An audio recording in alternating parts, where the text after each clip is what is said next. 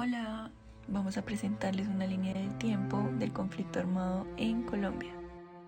Todo empieza entre 1886 y 1930. A esto lo llamaremos hegemonía conservadora. El Partido Conservador asumiría el poder total del Estado y basado en sus ideas de la llamada regeneración política, la cual buscaba exterminar y excluir el Partido Liberal del poder. Para el periodo entre 1930 y 1946, el Partido Liberal asume el poder rompiendo con las bases ideológicas del conservatismo para perseguir y excluir al Partido Conservador del poder. Pero para 1948 sucede el Bogotazo. El asesinato del líder político liberal, Jorge Eliezer Gaitán, desataría una oleada de violencia por todo el país, cuando miembros del movimiento popular gaitanista se alzan en armas para conformar las primeras guerrillas en Colombia. De las principales secciones del gobierno, un enorme pelotón del ejército y de la policía nos custodia. Apodérense del gobierno sin temor para derrocar este infame gobierno. ¡A la carga! ¡A la carga!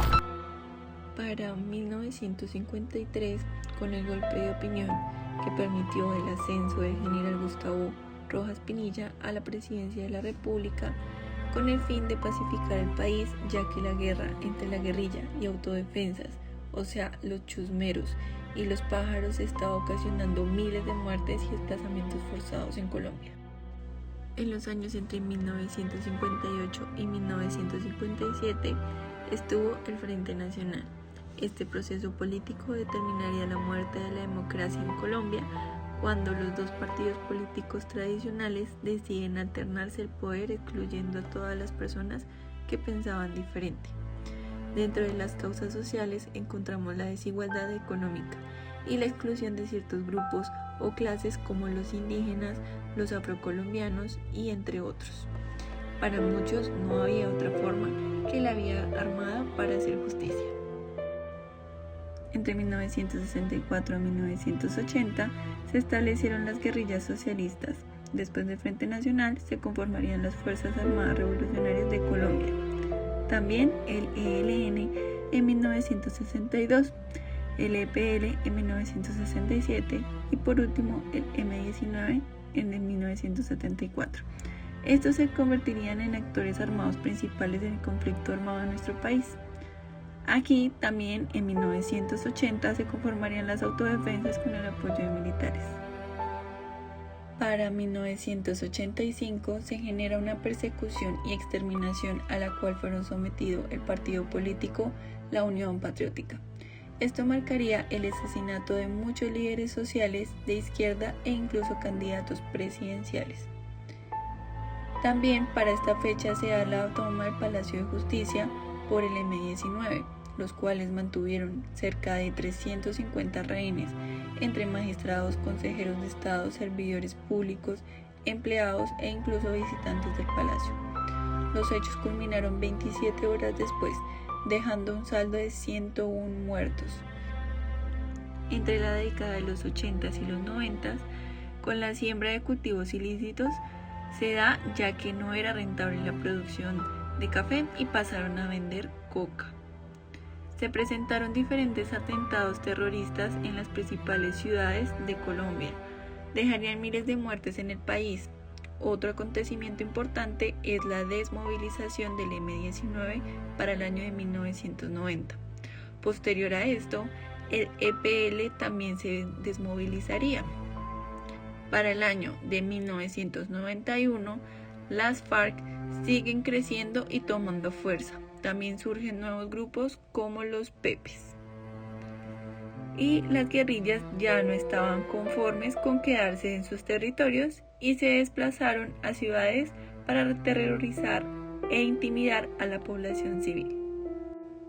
Para el año de 1997, las AUC se encargarían de defender las políticas de los corruptos en Colombia. Esto implicaba exterminar a las guerrillas socialistas, generando así muertes y extorsiones a lo largo del país. Exactamente para el año del 2002, durante el mandato de Pastrana, las FARC ya tenían el 60% del territorio. También se rompen negociaciones. Para el mismo año es elegido Álvaro Uribe Vélez. Se agudiza el conflicto armado interno con sus políticas de seguridad democrática. También hay un impacto fuerte de las FARC, el DAS y los falsos positivos, también la parapolítica. Uribe buscó fortalecer el pie de fuerza y movilización ciudadana, fracasando las negociaciones con las autodefensas. Entre el año 2005 y 2006 hay una desmovilización de 30.000 integrantes de las AUC. El gobierno no estaba preparado económicamente para recibir esta cantidad de personas.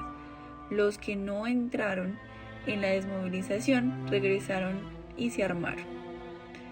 Se generaban bandas criminales al servicio del narcotráfico.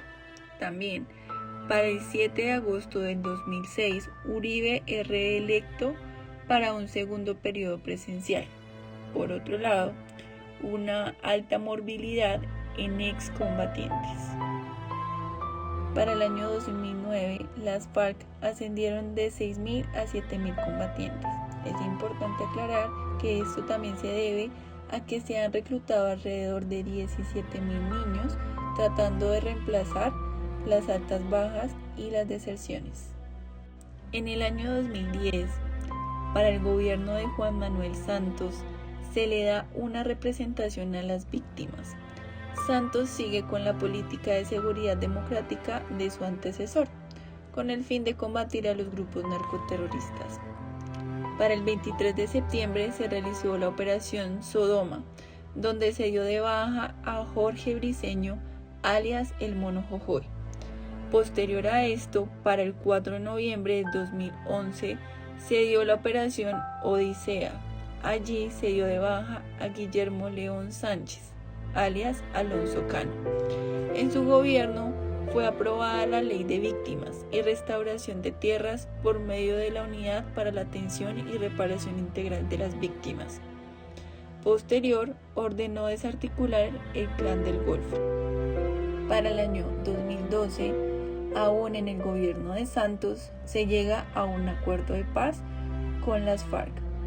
Ya para el 2016 se firma el acuerdo de paz, pero no fue ratificado debido al plebiscito refrendario del 2 de octubre. Ya luego, para el 24 de noviembre, se aprueba el acuerdo de paz. Vivir entre los caminos de la guerra en Colombia pocas veces había sido tan difícil como lo fue en 2020. Cada 3 días una persona desapareció en Colombia por el conflicto armado.